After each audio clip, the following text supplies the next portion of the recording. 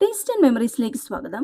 ഇന്ന് ഞാൻ വന്നിരിക്കുന്നത് പച്ചമാങ്ങ വെച്ചിട്ട് വ്യത്യസ്തമായ രീതിയിൽ തയ്യാറാക്കി എടുത്തിട്ടുള്ള ഒരു ചമ്മന്തിയുടെ റെസിപ്പി ആയിട്ടാണ്. ഞാനിവിടെ ഈ ഒരു വലുപ്പത്തിൽ ഒരു കഷ്ണം മാങ്ങ എടുത്തിട്ടുണ്ട്. ഇതധികം പുളിയില്ലാത്ത മാങ്ങയാണ്. നിങ്ങളുടെ കയ്യിലുള്ളത് നല്ല പുളിയുള്ള മാങ്ങയാണെങ്കിൽ അതനുസരിച്ചിട്ട് ചെറിയൊരു പീസ് എടുത്താൽ മതി. ആദ്യം തന്നെ ഒരു ചീനച്ചട്ടി അടുപ്പത്തോട്ട് വെച്ചിട്ടുണ്ട്. ചീനച്ചട്ടി ചൂടായി വന്നപ്പോൾ കുറച്ച് വെളിച്ചെണ്ണയാണ് ചേർത്ത് കൊടുത്തത്. വെളിച്ചെണ്ണ ചൂടായി വരുമ്പോൾ ഒരു 5 6 ഉലുവ ചേർത്ത് കൊടുക്കുകയാണ്. ഉലുവ കൂടി പോകരുത്. ഇനി ചേർക്കേണ്ടത് ഉഴുന്നുപരിപ്പാണ്. 1 ടീസ്പൂൺ ഉഴുന്നുപരിപ്പ് ചേർത്ത് കൊടുത്തിട്ടുണ്ട്.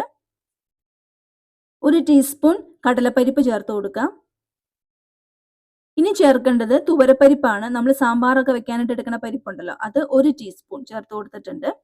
ഇനി വേണ്ടത് കുരുമുളകാണ്. 1/2 ടീസ്പൂൺ മുഴുവൻ കുരുമുളക് ചേർത്ത് കൊടുക്കുകയാണ്. ഇനി ഇതെല്ലാം ഒന്ന് മൂത്ത് വരണം. കളറൊക്കെ ചെറുതായിട്ടൊന്ന് മാറി തുടങ്ങണം. അതുവരെ വേണം ഇളക്കി കൊടുക്കാനായിട്ട്. ഇപ്പോൾ ഇതെല്ലാം മൂത്ത് വന്നിട്ടുണ്ട്. കളറൊക്കെ ചെറുതായിട്ട് മാറി തുടങ്ങിയിട്ടുണ്ട്. ഈ സമയത്ത് ഇതിലോട്ട് ചെറിയുള്ളി ചേർത്ത് കൊടുക്കുകയാണ്. 10 ചെറിയുള്ളി ചേർത്ത് കൊടുത്തിട്ടുണ്ട്. ഇനി ചേർക്കേണ്ടത് വെളുത്തുള്ളിയാണ്. ഞാനിവിടെ 3 അല്ലി വെളുത്തുള്ളി ചേർത്ത് കൊടുത്തിട്ടുണ്ട്. നിങ്ങളുടെ കയ്യിലുള്ളത് തീരെ ചെറുതാണെങ്കിൽ 5 6 ചേർത്ത് കൊടുക്കാം. ഇനി നമ്മളിപ്പോൾ ചേർത്ത് കൊടുത്ത വെളുത്തുള്ളിയും ചെറിയുള്ളിയും എല്ലാം ഒന്ന് വാടി വരണം. അതുവരെ ഒന്ന് ഇളക്കി കൊടുക്കാം. പെട്ടെന്ന് വാടി കിട്ടാൻ വേണ്ടിയിട്ട് 1/4 ടീസ്പൂൺ ഉപ്പ് ചേർത്ത് കൊടുക്കുകയാണ്.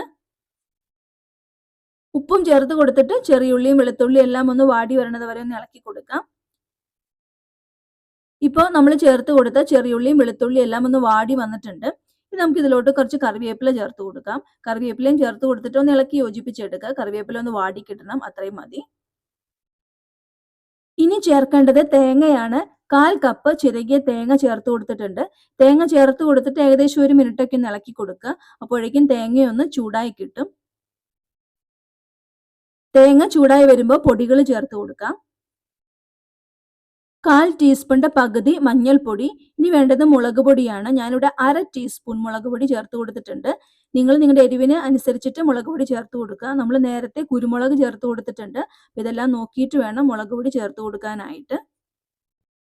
പൊടികൾ ചേർത്ത് കൊടുത്തിട്ട് നന്നായിട്ട് തന്നെ ഇളക്കി യോജിപ്പിച്ചെടുക്കുക. ഒന്ന് ഇളക്കി കൊടുക്കുമ്പോഴേക്കും പൊടികളെല്ലാം ഒന്ന് ചൂടായിട്ട് പൊടികളുടെ പച്ചമണം എല്ലാം ഒന്ന് മാറിക്കിട്ടും. ഇനി ചേർത്ത് കൊടുക്കേണ്ടത് കായമാണ്. 1/2 ടീസ്പൂൺ കായത്തിന്റെ പൊടി ചേർത്ത് കൊടുത്തിട്ടുണ്ട്. കായവും ചേർത്ത് കൊടുത്തിട്ട് നന്നായിട്ട് ഇളക്കി യോജിപ്പിച്ചെടുക്കുക. അടുത്തതായിട്ട് നമ്മൾ നേരത്തെ എടുത്തു വെച്ച മാങ്ങയുണ്ടല്ലോ, മാങ്ങയുടെ തൊലിയെല്ലാം കളഞ്ഞ് ഇതുപോലെ ചെറിയ പീസുകളാക്കിയിട്ട് മുറിച്ച് അതും ഇതിലോട്ട് ചേർത്ത് കൊടുക്കുകയാണ്. മാങ്ങയും ചേർത്ത് കൊടുത്തിട്ട് ഒന്ന് ഇളക്കി യോജിപ്പിച്ച് സ്റ്റവ് ഓഫ് ചെയ്യുകയാണ്. ഇനി ഇത് ചൂടാറാനായിട്ട് മാറ്റി വെക്കാം. ചൂടാറി വരുമ്പോൾ നമുക്കിത് അരച്ചെടുക്കണം. ഇപ്പോൾ നമ്മൾ തയ്യാറാക്കി വെച്ചിട്ടുണ്ടായിരുന്ന കൂട്ട് ചൂടാറി വന്നിട്ടുണ്ട്.